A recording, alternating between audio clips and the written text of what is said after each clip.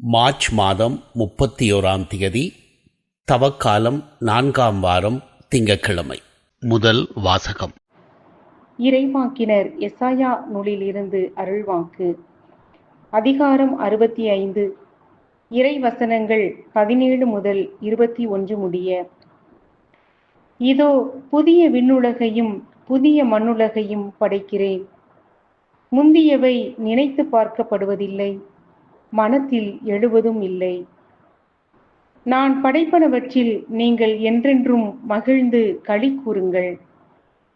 இதோ நான் எருசலேமை மகிழ்ச்சிக்குரியதாகவும் அதன் மக்களை பூரிப்பவர்களாகவும் படைக்கிறேன். நானும் எருசலேமை முன்னிட்டு மகிழ்ச்சி அடைவேன், என் மக்களை குறித்து பூரிப்படைவேன். இனி அங்கே அழுகையும் கூக்குரலும் ஒருபோதும் கேட்கப்படா. இனி அங்கே சில நாட்களுக்குள் இறக்கும் பச்சிளம் குழந்தையே இராது. தம் வாழ்நாளை நிறைவு செய்யாத முதியவர் இரார். ஏனெனில் 100 ஆண்டு வாழ்ந்து இறப்பவனும் இளைஞனாக கருதப்படுவான். பாவியோ 100 ஆண்டுகள் வாழ்ந்தும் சாபத்திற்கு உட்பட்டிருப்பான்.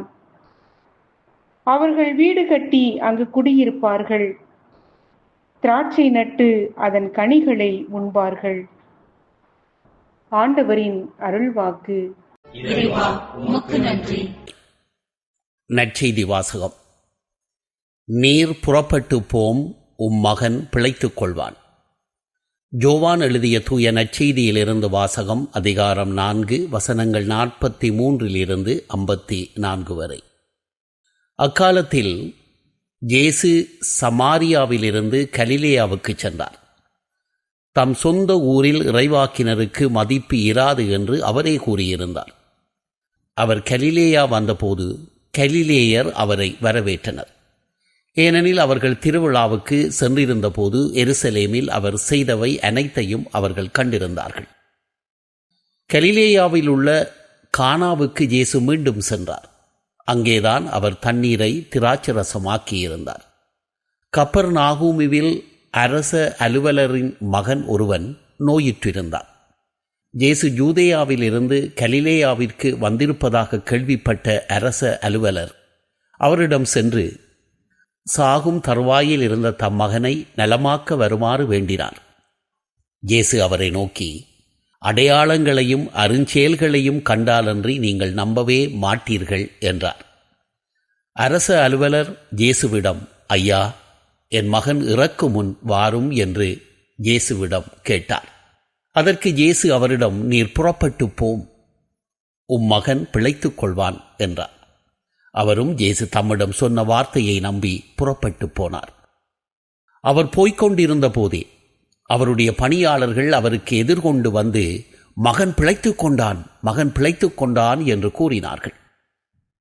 எத்தனை மணிக்கு நோய் நீங்கியது என்று அவர் அவர்களிடம் வினாவ, அவர்கள் நேற்று பிற்பகல் 1 மணிக்கு காய்ச்சல் நீங்கியது என்றார்கள். உம் மகன் பிழைத்துக் கொள்வான் என்று இயேசு அந்நேரத்தில் தான் கூறினார் என்பதை அவன் தந்தை நினைவு கூர்ந்தார். அவரும் அவர் வீட்டார் அனைவரும் இயேசுவை நம்பினார்கள். இயேசு யூதேயாவில் இருந்து கலிலேயாவிற்கு வந்த பிறகு செய்த 2வது அருமடையாளம் இதுவே. ஆண்டவரின் அருள்வாக்கு. கிறிஸ்துவே, உமக்கு புகழ்.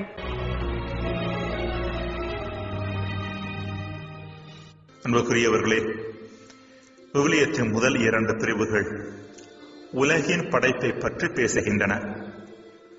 அதாவது மண்ணகமும் விண்ணகமும் படைக்கப்பட்டது குறித்து அங்கு வாசிக்கின்றோம்.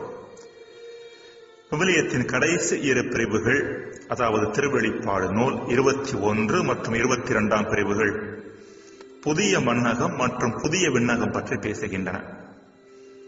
இறைவனால் படைக்கப்பட்ட உலகம் நிறைவானதாகவும் முழுமையானதாகவும் இருந்தாலும் அது மனித பாவத்தால் கரைபடிய ஆரம்பித்தது. இப்படிப்பட்ட கரையானது பாவம் செய்த மனிதர்களையும் இந்த இயற்கையையும் பாதிப்புக்கு உள்ளாக்கியது, அழிவுக்கு உள்ளாக்கியது. இப்படிப்பட்ட நிலைமையிலிருந்து வெளியே வருவதற்கான முயற்சியை தான் இறைவன் காலந்தோறும் எடுத்து வருகின்றார். இன்றைய முதல் வாசகத்தில் இதோ புதிய விண்ணுலகையும் புதிய மண்ணுலகையும் படைக்கின்றேன் என்று எசாயா இறைவாக்கினர் வழியாக இறைவன் சொன்னது இது குறித்தே. இது ஏதோ இறைவன் முற்றிலும் புதிய பூமியை படைக்கப் போகின்றார் என்ற அர்த்தத்தில் நாம் புரிந்து கொள்ளக்கூடாது.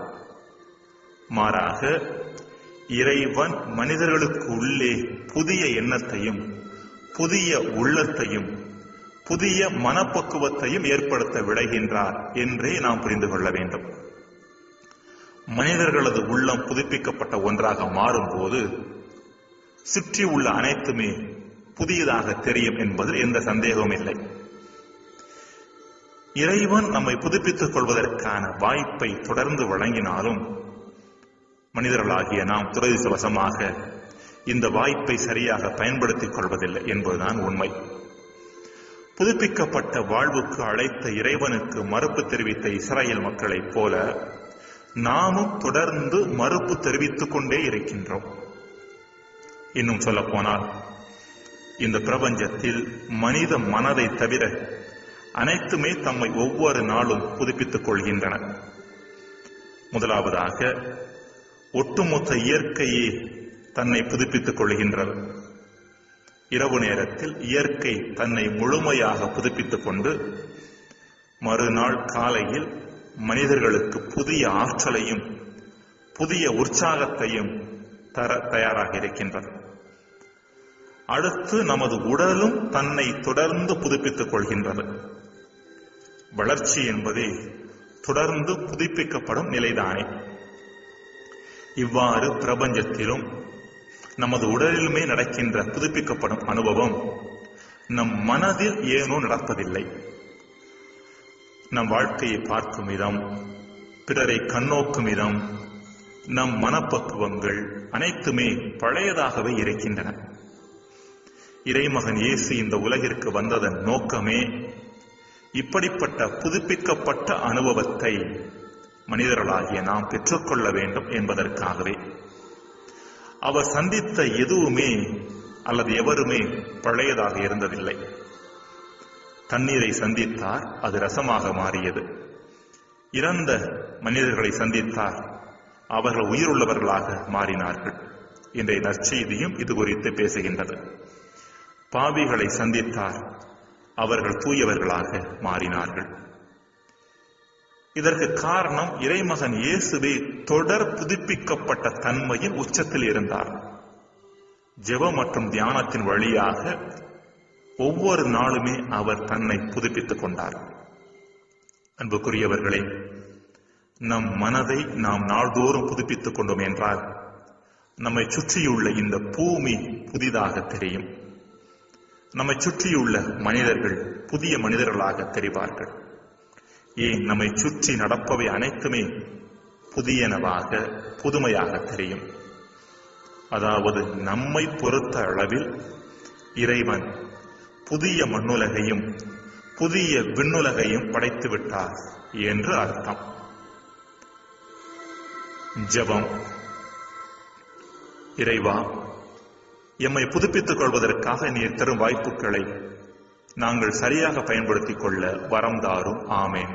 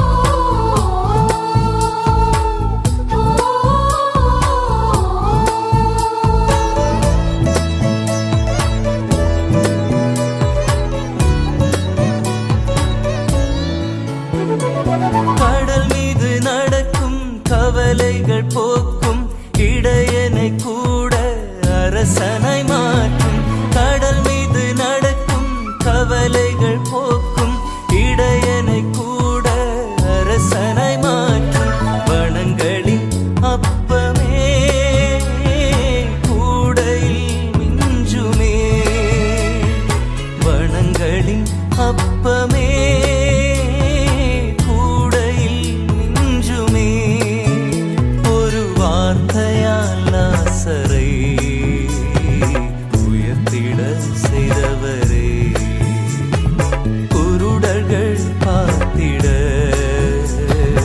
அதிசயம் செய்தவரே நீர் சொன்னால் என் மகன் பிழைப்பான் நம்பிக்கை நாயகரே ஒரு சொல்லால் உமை போனாவேன் வல்லமையானவரே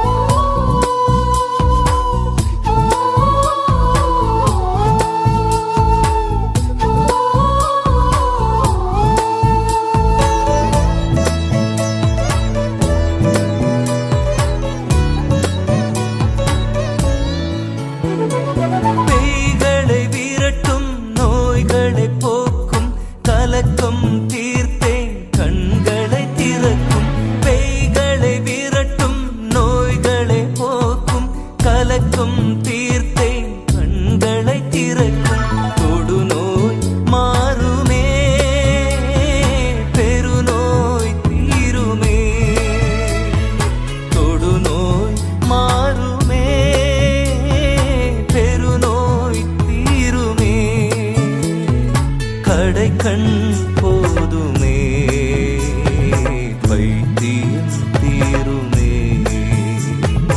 இரக்கம் போதுமே மூடவர்கள் நடக்குமே நீர் சொன்னால் என் மகன் பிழைப்பாய் நம்பிக்கை நாயகரே ஒரு சொல்லால் உம்மை போ